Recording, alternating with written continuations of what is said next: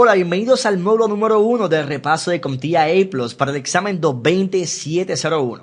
Este examen está enfocado en lo que es la parte essential, que es la parte básica de esta certificación. La certificación cuenta con 2 exámenes, quiere decir que debes pasar 2 exámenes para tener tu certificación completa, y es el examen 220-701, que es la parte essential, y el examen 220-702, que es la parte practical application. En esta área vamos a trabajar con la parte de essential en el dominio 1.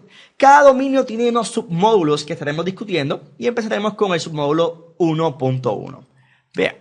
Ok, en el módulo 1.1 está enfocado en clasificar dispositivos de almacenamiento y medios de copias de seguridad. Bien, hablaremos sobre lo que sería el floppy disk drive. También hablaremos sobre lo que sería el hard disk drive. A nivel de lo que sería un solid disk y discos magnéticos, hablaremos sobre lo que son los CD, los DVD, RW, Blu-ray.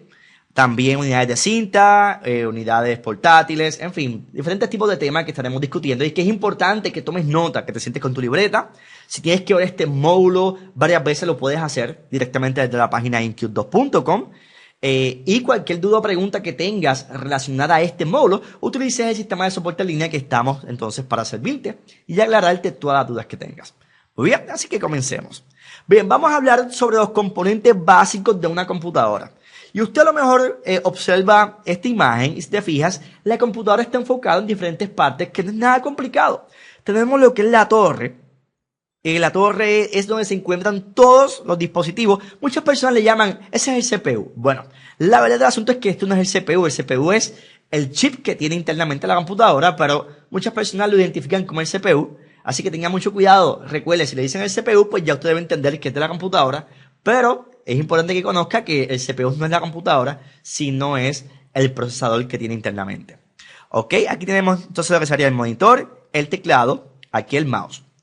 Te presento esta imagen porque usted debe entender de que no todas las computadoras son iguales. Quizás usted ve una computadora que cuesta $2,000, que tiene una torre, un mouse, un teclado y un monitor, y usted quizás va a una mega tienda y encuentra una computadora que cuesta $299. Y si usted observa o analiza, se da cuenta de que un costo de $299 a $2,000 es bastante diferente. Pero ¿qué es lo que hace diferente esto? ¿Por qué los precios son pero tan diferentes? Bueno, número 1, no todas las piezas de computadora son iguales. Eso es un punto importante. Número 2, las memorias, los discos duros, los procesadores pueden ser diferentes a nivel de velocidad, a nivel de almacenamiento, a nivel de sistemas de caché. Esto puede cambiar y mientras menos memoria tenga la computadora, menos espacio tenga el disco duro o menos caché tenga la computadora, pues entonces más económica va a ser. Ahora, estéticamente, cuando lo observamos, nos damos cuenta que es exactamente igual que otra computadora. Un monitor, un teclado, un mouse y una torre.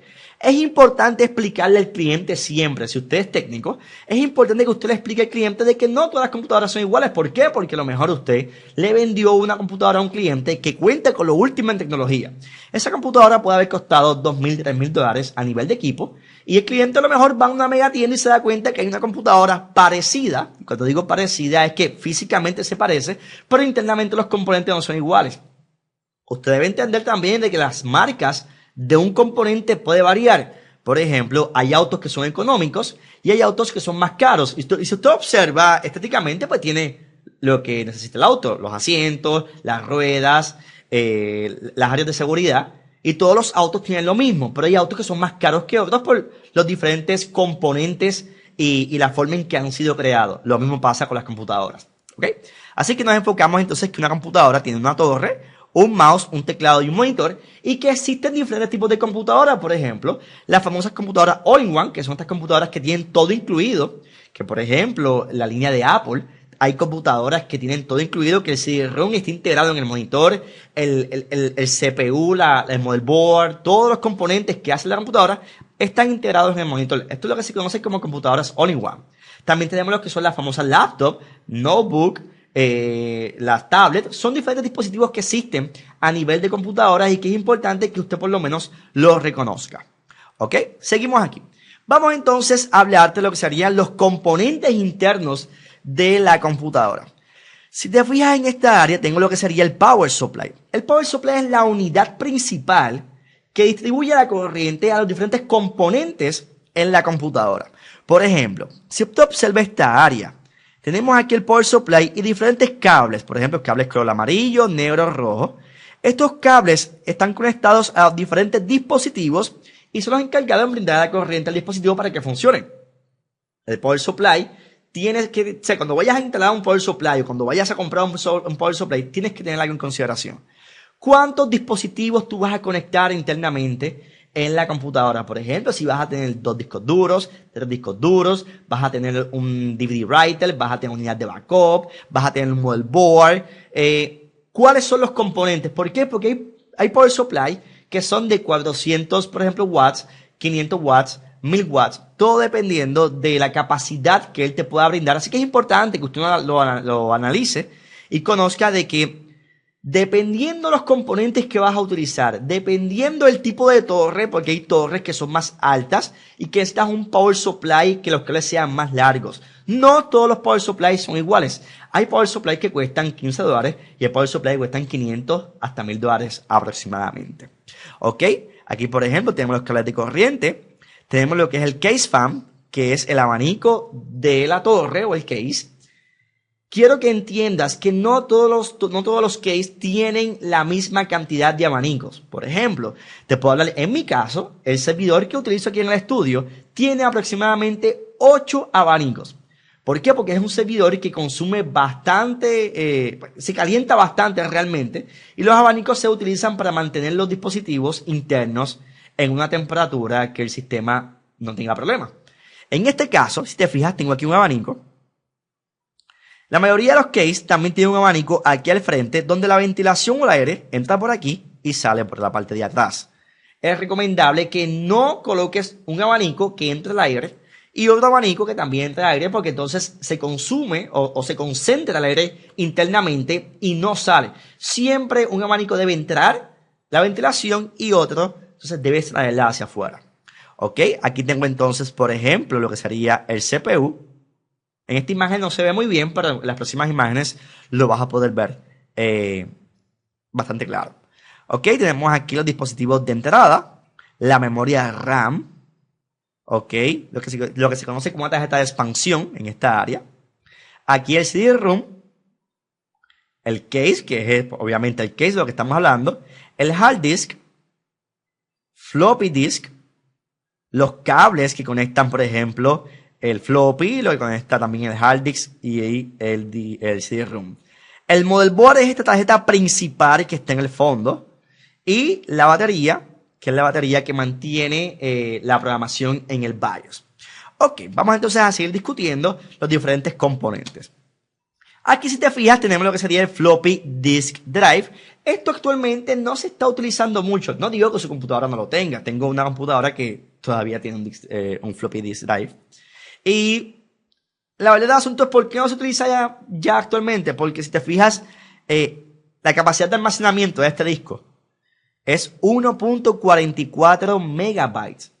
1.44 megabytes. Es bastante grande. ¿Ok? Esta unidad que es interna, si observamos aquí, esta es la interna. Aquí estamos y la podemos tener externa. ¿Por qué? Porque actualmente hay muchas computadoras que ya no la tienen, gracias a que tenemos lo que sería aquí estos famosos pendrive, que son unidades de almacenamiento, que aproximadamente vienen de 2, 4, 8, 16 gigas. O sea, si cada giga son 1000 aproximado, 1024 megabytes aproximadamente. Y un disco de esto, que es bastante grande, es 1.44 megas. No hay mucho que se pueda guardar. Pues es mejor utilizar esto, que podemos guardar mucha información. Así que por eso realmente ya actualmente no se están colocando las computadoras y ya, por decirlo de esta forma, es casi obsoleto. Claro, no estoy diciendo que usted no lo tenga, sí lo puede tener, pero no es algo que se esté mercadeando en el mercado. Así que aquí lo tiene, se lo presento para que conozca lo que es. ¿Ok? Bien, vamos ahora a hablar del disco duro, esta hermosa pieza que realmente soy fanático de ella, me gusta porque la verdad del asunto es que es una obra de arte, es una unidad que esto, lo que son los platos, es esta área, siempre lo he encontrado bastante bonito. Los platos son el área de almacenamiento, ¿ok? Que tiene los diferentes sectores en esta área y la información se va guardando. Ahí es donde se guarda la información.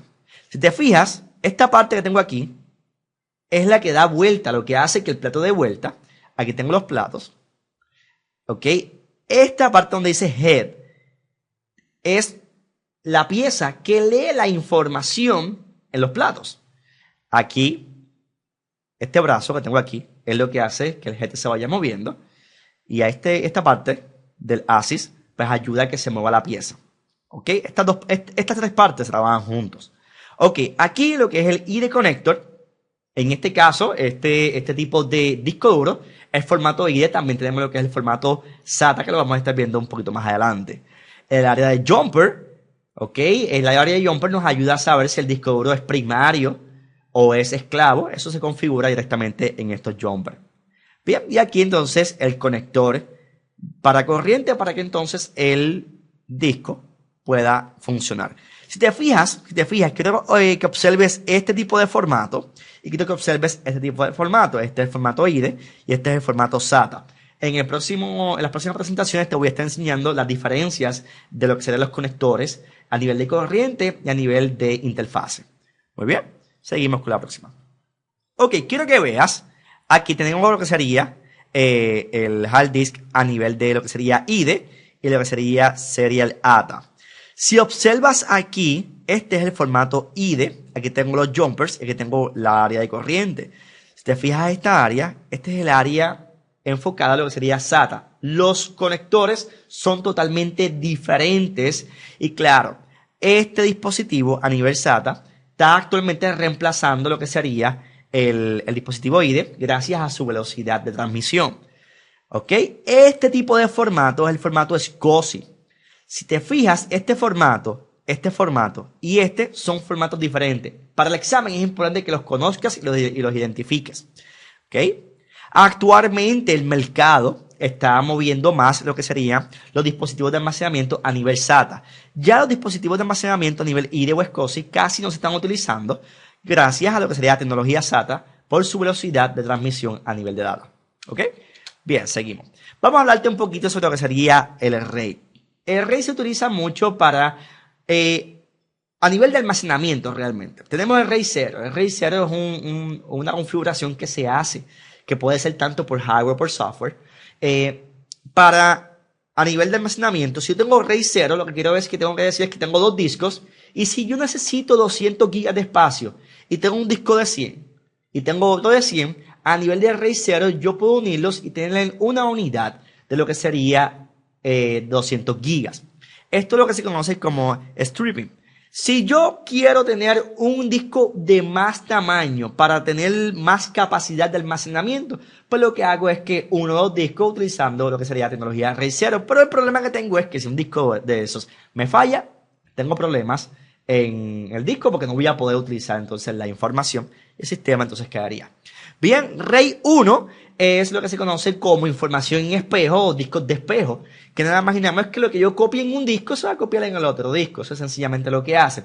A nivel de redundancia nos ayuda porque si un disco de esos falla, pues entonces el otro seguiría corriendo y lo que tengo es que restablecer el sistema y sigo funcionando sin problema.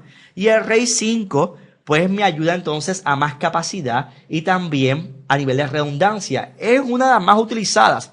RAID 5 se utiliza mucho en los servidores, pero requiere 3 discos en adelante. Quiere decir que si deseas utilizar lo que es RAID 5, necesitas 3 discos duros en adelante.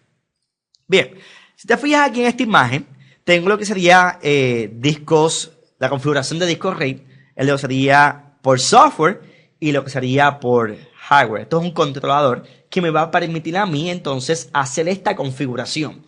Actualmente la mayoría de los motherboards tienen este tipo de dispositivo interno a nivel de hardware y que te permiten que usted pueda configurar sus discos RAID utilizando simplemente el motherboard sin necesidad de comprar un software y sin necesidad de comprar entonces una tarjeta adicional que muchas veces le llamamos un controlador RAID. ¿Ok? Aquí también tenemos lo que sería RAID en la red y quiero que observes a nivel de lo que sería aquí mi switch. Yo puedo pasar la información de un nodo al otro nodo utilizando el network. Esto también se utiliza mucho en los data centers y es una práctica bastante común. ¿Okay? Bien, vamos entonces a hablar sobre lo que serían los solid disk y lo que serían los discos magnéticos. Ok, para empezar, discos magnéticos. Esto es un disco magnético. Aquí tenemos la mayoría de las piezas y los componentes. Y el Solid Disk, en este caso, fíjate que son memorias. Ok, no está enfocado en lo que son platos o discos magnéticos, sino que son memorias. Y, obviamente, un Solid Disk me ayuda a mí, en este caso, a que la información trabaje más rápido a través de memoria. Ahora, la mayoría de estos dispositivos, su almacenamiento a nivel de gigas es bastante reducido comparado con una unidad de discos magnéticos. Por ejemplo, si te fijas, 32 gigas te puede costar aproximadamente, un ejemplo, $100. Vamos a imaginarnos esto. Y sin embargo, un disco duro a nivel magnético de 500 gigas te puede costar promedio $100. Entonces, cuando usted hace la comparación, estoy dando una comparación superficial porque los precios pueden cambiar. Es para que veas más o menos un margen de lo que serían los costos en discos a nivel de Solid Disk y lo que serían entonces discos magnéticos. Si yo deseo entonces velocidad, estabilidad y que yo pueda manejar los dispositivos en computadoras móviles o aparatos que sean móviles, esto es una excelente herramienta a nivel de lo que serían dispositivos de almacenamiento. Utilizaría entonces Solid Disk. Pero si voy a utilizar entonces una computadora que me guarde bastante información, por ejemplo 100, 200, 300 gigas, y mi presupuesto es bastante reducido para comprar piezas, utilizaría entonces lo que serían los discos magnéticos. ¿Okay? Bien, vamos a hablarte ahora sobre lo que serían los Optical Drive. Aquí tenemos lo que sería el CD-ROM, el DVD-ROM y Blu-ray. Si usted observa a nivel de almacenamiento, tengo a nivel de CD 700 megabytes. A nivel de DVD 4.5 gigabytes en lo que sería un single layer. Y DVD dual layer 8.5 gigabytes. Y Blu-ray 25 gigas.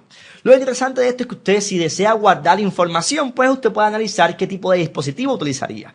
Por ejemplo, si voy a guardar, por ejemplo, más de 4.5 gigas y puedo utilizar entonces lo que sería un DVD Dual Layer 8.5 o un Blu-ray. Claro, si utiliza un Blu-ray, el costo de almacenamiento va a ser mayor. Ok, aquí a nivel de lo que son los tape backup, déjeme decirle algo, aunque esta modalidad ya no se mercadea tanto, hay muchas compañías actualmente que están utilizando este medio de almacenamiento bastante. Te digo que personalmente tengo yo una y guardo todavía información ahí. Son bastante estables, son bastante seguros y actualmente se están utilizando mucho. Una unidad bien interesante, bastante económica y se lo recomiendo realmente. Así que si nunca ha probado una, puede entrar a ebay.com y adquirir un dispositivo de almacenamiento a nivel de tape backup que creo y estoy casi seguro que le vas a sacar mucho provecho. Ok, aquí tenemos diferentes Solid State Drive. Y si te fijas, aquí tengo un disco SATA, 72 gigas. Tengo un SSD, si te fijas, 64 gigas. Más o menos para que tengas una idea de lo que serían los Solid Disk en este caso. ¿Okay? Ahora hablaremos sobre lo que serían los External CDRW, que no solamente te pongo ese CDRW, pero puede ser un DVD-RW, un disco duro también. Los dispositivos internos relativamente ya se están utilizando a nivel externo, como por ejemplo memorias, discos duros, CD-ROM, en fin, hay bastantes dispositivos de almacenamiento que se están utilizando a nivel externo. Si te fijas, la mayoría de los dispositivos de almacenamiento en esta área están enfocados en lo que sería el tipo de conector USB. Y hay diferentes tipos de modelos, el USB 1.0, el 2.0, el 3.0, que eso lo estaremos hablando un poquito más adelante. Bien, la tecnología Hot Swappable es una tecnología que se utiliza mucho en las estructuras de redes, por ejemplo, lo que sería dispositivos NAS, servidores. ¿Qué es esto de tecnología Hot Swappable? Bueno, esta es la tecnología que tú puedas conectar a un dispositivo a la computadora y que no tengas que apagarla o darle restart para que lo detecte. Por ejemplo, hay discos duros que yo simplemente lo pongo en la computadora, lo detecta y puede leer la información. Esto que tengo aquí, que este tipo de pendrive, es lo que se conoce también como un dispositivo hot swappable porque puedo conectarlo y sencillamente el sistema va a leer la información y luego puedo quitarlo sin problema. Esto pasa igual con los discos duros. Hay discos duros a nivel, siempre y cuando el dispositivo que voy a utilizar tenga la tecnología de Hot Swappable, yo puedo conectar el disco duro, por ejemplo, en esta área, lo conecto, simplemente dejo de utilizarlo, lo saco del sistema y no tengo que estar apagando o prendiendo la computadora cada vez que hago esto. Bien, así que, bueno, ¿qué discutimos en este módulo? Aquí clarificamos los dispositivos de almacenamiento y medios de copia de seguridad. Ok, importante, las imágenes presentadas en esta presentación han sido extraídas de internet y le pertenecen a sus respectivos creadores. Solo han sido utilizadas para identificar las diferentes tecnologías discutidas en este módulo y esto, pues, es un aviso para las personas que están viendo esta presentación. Así que ya hemos acabado con el módulo 1.1 y nos veremos en el próximo módulo. Así que, bueno, muchas gracias y nos veremos en el próximo. Bye bye.